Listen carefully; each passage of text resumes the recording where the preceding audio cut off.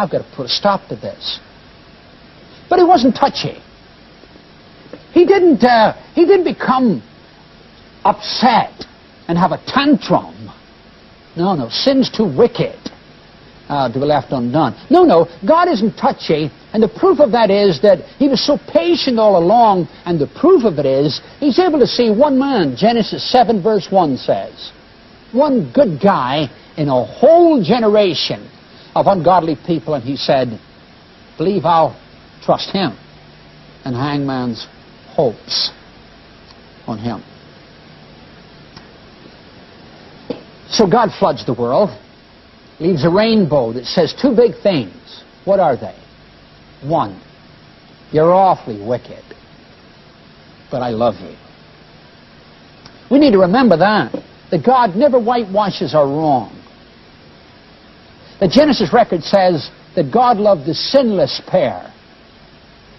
After the fall, in 3:15 of Genesis, he promises a Redeemer. What does that tell us? That he loves the sinful pair as well. Then we discussed man's loss of land. Number 6. The homelessness of mankind. Don't you feel it every now and again? It's God sort of whispering in your ear. Don't you feel the hunger that E.T., the little extraterrestrial, felt when he was away from his home? When he shuffles over to the window and points with that big, long, bulbous finger into the sky and says, home. Don't you feel that now and then? That's God talking to you. Don't ignore it. Then big heading 7, Abraham and mankind on their way home. God called to the world in this one person and says, come on home. Forget your past. Look to the future that I am going to make for you. And do you remember how in Genesis chapter 11, 1 through 10, they try to make a name for themselves? What did God do with Abraham? He gives him a name. First, Abram. Then a new one, Abraham. He gave Abraham a name. They tried to build themselves into a great nation. One nation. God does that for Abraham. You see that pattern right there? That pattern runs throughout the Scriptures. That God gives what man tried to seize. The men in Genesis 11, 1 through 10 tried to seize what they wanted. So did Adam. But Abraham was given it. Abraham is the representative of all those who cannot earn their way to heaven, who cannot earn a right relationship with God, but who, by faith, want to get home to be with God. And God says, oh, yes, of course. That's what Abraham is for. Big heading number 8. Here it is. The creation of a servant nation. The creation of a servant nation. That's the books of Exodus through Deuteronomy. Exodus, Leviticus, Numbers, and Deuteronomy. God created Israel.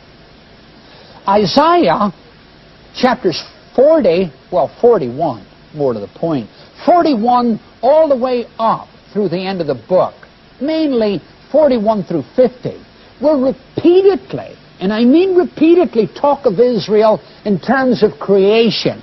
He will say to them, I created you. In one passage, he will say, I created you, I made you, I formed you. All creative terms from Genesis. What are we hearing? We're hearing the creation motif, the theme, right from the beginning, now taken and applied to a new nation, new history, a new start. He made Adam and Eve, and things went all screwy because of Adam and Eve. He starts again with Abraham, an individual and a family. And he will begin again with the creation of a servant nation. And he's telling them, the one who created you is the one who created mankind. And he's interested in mankind. And you remember how we read from Psalm 67, written by a Jew, that God cares for all the nations. God created a servant nation. Abraham, Isaac, and Jacob wander around the land of Canaan, not having become a great nation, but by and by they would. Jacob comes down into Egypt. That story you're familiar with. There Joseph is. He has become prime minister of Egypt. But the Bible tells us, and I don't have the time to point all of these out, but the Bible's full of it. When he's sold into Potiphar's house, the text says, God blesses Potiphar's house because of Joseph. What was Abraham and his seed to do? Bless the nations. And then what happens? Finally, Joseph becomes the king's right-hand man. And God uses him not only to bless Egypt, but Genesis said all the nations round about come to Egypt, and God blessed them through Joseph. Isn't that interesting? That God's people are a blessing to the people of the world. And what are we being told? Moses is telling Israel, everybody that you have anything to do that had any glory was a blessing to the world. Abraham was a blessing to the world. Isaac, a gift, was a blessing to the world. Even Jacob was a blessing to the world and was to be a blessing. Now, you are to be a blessing to the world. And that's why Israel was created. After Joseph's death, a new Pharaoh rises up who doesn't know what Egypt owes to Joseph. And so in Exodus chapter 1 and following, he begins to persecute the Jews so that there aren't any leaders. But the Lord raises up the man you well know to be Moses. Israel is crying under oppression, and God hears their cry. And Exodus chapter 2, 23 through 25, links God's work in rescuing Israel with his promises to Abraham. That's important, all right? Now then, Moses is born, lives 40 years in Egypt, goes off half-cocked. Wasn't all his fault either. A lot of it was the Israeli fault. He ends up in Midian for another 40 years. So God comes knocking on his door when the man is 80 years of age and says, I want you to go back. I want you to take Abraham's seed. I'm going to deliver them out of Egypt. I'm going to bring them into a land and make a nation of them. So Moses does that. After a series of spell-binding signs, Pharaoh drives them out. They cross the Red Sea. The Egyptian armies are destroyed. All of this is in the early chapters of Exodus. They turn from the sea, face the wilderness. They finally get to Mount Sinai. And it's at Mount Sinai, this is an important statement. It's at Mount Sinai, Exodus 19, 5 and 6, that Israel becomes a nation. Exodus 19, 5 and 6. Now, if you obey me fully and keep my covenant, then out of all the nations you will be my treasured possession. Although the whole earth is mine, you will be for me a kingdom of priests and a holy nation. These are the words you're to speak to the Israelites, God told Moses. In Exodus 19, 5 and 6, we're told this, that God nationalized the seed of Abraham at Sinai. It's at Sinai they become a holy nation. It's at Sinai they get a covenant that God brings them under with the blood of a covenant. In Exodus chapter 24, Moses tells the people all the words that God has given him. And he then takes in Exodus 24 and verse 5, sacrifices young bulls. And verse 6 of Exodus 24 tells us this. Moses took half of the blood, put it in the bowls, and the other half sprinkled it on the altar. Then he took the book of the covenant, read it to the people. They responded, we'll do everything the Lord said. We will obey. And then Moses took the blood, sprinkled it on the people, and said, This is the blood of the covenant that the Lord has made with you in accordance with all these words. And he sprinkles the book and the covenant, the book and the people. And they now come under covenant to God, and they are a nation, Israel. But what are they for? They are an elect nation. They are chosen as a nation. But it's a gift. They are graciously chosen. They didn't earn it. And they were not to be a blessing in and of themselves. They were to be a servant nation who would model for the whole world what God wanted for all of them. Deuteronomy chapter 7, 8 and 9. Deuteronomy 7, 8 and 9 tell us that God didn't choose Israel out because she was wonderful. He chose them out, says the text, because he loved their fathers and loved them. Listen. 7:7, Deuteronomy. The Lord didn't set his affection on you and choose you because you were more numerous than other peoples. For you, the fewest of all. He said, why did I choose you? Because you were big, smart, strong? Never. But, verse 8, it was because the Lord loved you. Get to the bottom of that, if you will. It's because the Lord loved you and kept the oath he swore to your forefathers, that he might bring you out with a mighty hand and redeem you from the land of slavery, from the power of Pharaoh, king of Egypt. Know therefore that the Lord your God is God. He's faithful God, keeping his covenant of love to 1,000 generations. You know why Israel was chosen? Because God loved them. Yes, but when he chose Israel, did that mean he didn't love anybody else? No. No, we've talked about this already, haven't we? When he chose Abraham, did that mean he didn't care for anybody else? No. The choice of Abraham was God's method, his way of getting to the rest of us. And when he chose Israel, is it because he loved Israel and hated the rest? Never. His choosing of Israel was his way of getting to the rest of us. They are grimly warned in Deuteronomy 6 not to get the impression they've earned their blessings. Deuteronomy 6. When the Lord your God brings you into the land he swore to your fathers, to Abraham, Isaac, and Jacob, to give you a land with this, that, and the other. Verse 11, houses. No, let me read the end of verse 10. A land with large, flourishing cities that you didn't build. Verse 11, houses filled with all kinds of good things you didn't provide. Wells you didn't dig. Vineyards and olive groves you didn't plant. And when you eat and you're satisfied, be careful you don't forget the Lord who brought you out of Egypt, out of the land of slavery. What's he grimly warning them about? He says this, do you know that all that you've got from beginning to end is given to you? You earned nothing? Don't you ever, he says, strut in front of me.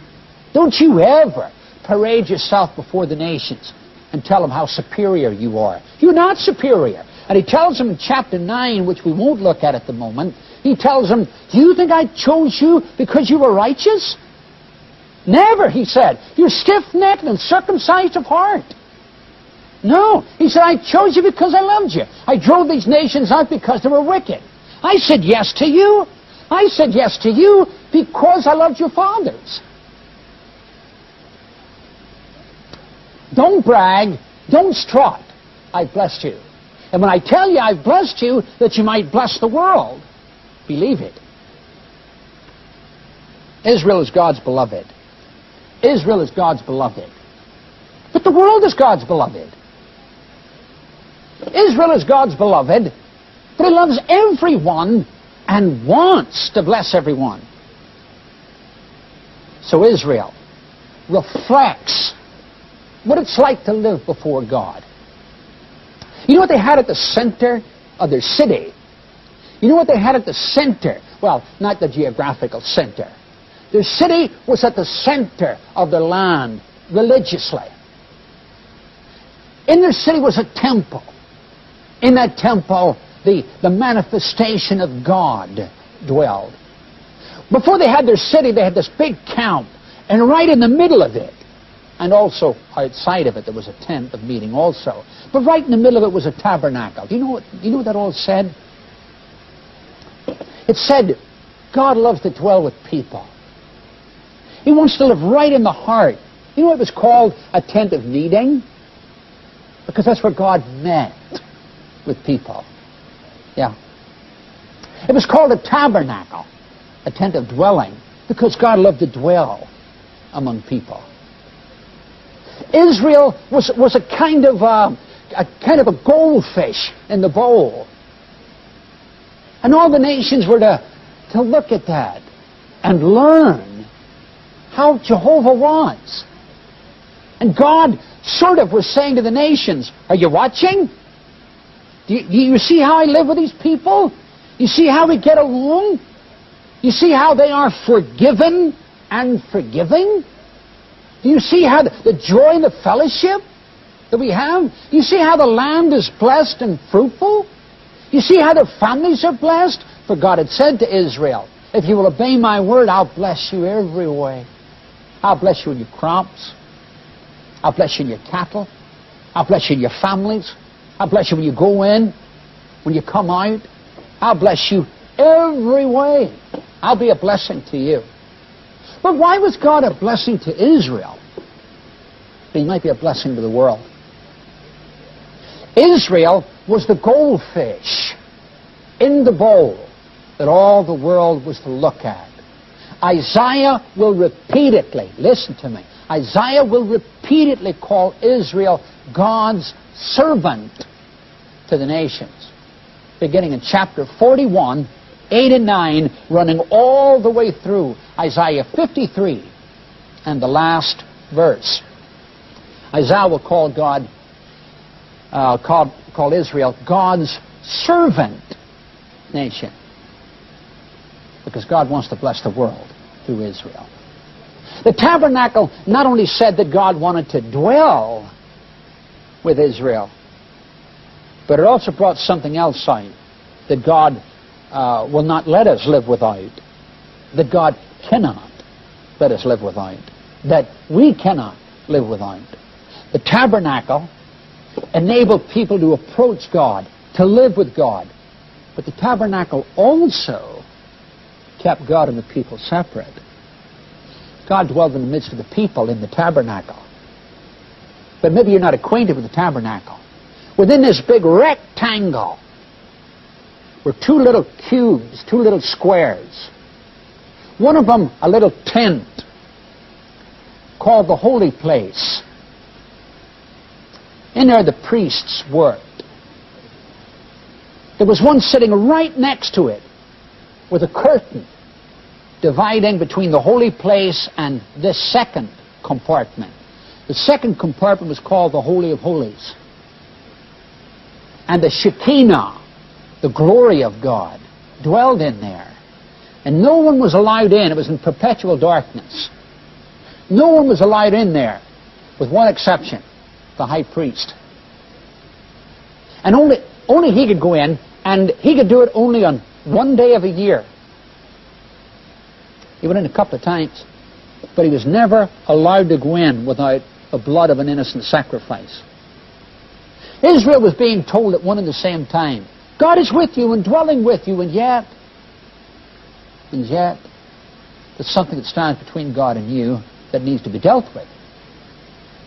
Then if it's not dealt with, you can't enter into the full intimacy with Him. Do you know the Hebrew writer in chapter 9? The Hebrew writer in the New Testament in chapter 9 says, as long as that tabernacle stood, and as long as that curtain was up there, requiring that all the people be excluded, with the exception of that one, as long as that curtain was there, God was telling the world, yes, I'm dwelling with you, and yet There is something that must be dealt with if we're to have full fellowship. What do you think that was? What is it that divides people? Let's leave God out of it just for the minute. What is it that divides people?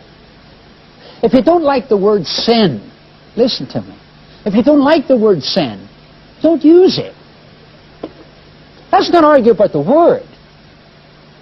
Let's agree on the reality. What is it that divides people? Wickedness, oppression, tyranny, selfishness, brutality, callousness, resentment. All of these things arising out of the ungracious aspects of us. It divides people. Divides God too from us. Now God doesn't want us to be separated from Him. But God cannot say to us, there's nothing wrong. Because there is something wrong. Nobody's doing anybody any favors who doesn't make the point that we're awfully wicked. And something needs to be done about it. Somebody somewhere has got to say, I'm sorry. Somebody somewhere has got to say, I'm to blame for this. Somebody's got to somewhere say, stop this. We're hurting and butchering one another. And God insists that we come face to face with it.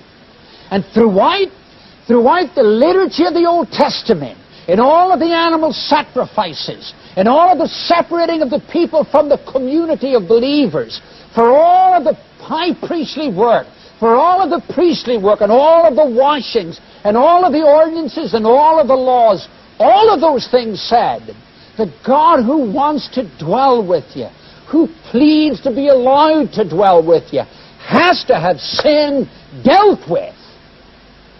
And that's why the priest couldn't enter God's presence without an innocent life being given. The revolting idea of someone innocent suffering. For what? Innocents from day one have suffered for the very same reason and out of the very same thing. Evil. Don't call it biblical King James terms. Don't call it churchy language if you don't want to. But accept the reality of it. Come on, mister. You know that you've done wrong. We've all done it. And God insists on calling us and saying to us, come here, listen to me. Tell me that you understand that although there are a lot of bewildering things in the world, that you know you've done evil in your life. That you're prepared to do more. And that as long as you live, you'll know what it is to do wrong. In the liturgy of Israel, in the worship arrangement, the whole structure of it all, the national structure, the individual structure, everything about it says all of these things. God loves the world, not just Israel. God was saying to the nations, look, see Israel and me? That's what I want for you. And God was saying, see how they can live with me, but yet there's that separation, something that needs to be dealt with? It's sin. That's what He was telling the world. That's why He set them in the heart of the nation, says Ezekiel, that the world might see, that Israel might bring salvation and the light of salvation to the world. That whole Old Testament law, says the Hebrew writer in chapter 10, verse 1, is a shadow of coming things. The servant nation, God's model for the whole world. She mirrored the coming Christ. She mirrored the coming church. She, like Abraham, was a servant to bring to the world the knowledge that God really wants to live in love with sinners. Wants them to be changed. Wants them to treat one another well. but wants them, wants to live with them. He wants to live with you and me. Believe that, will you? God bless you.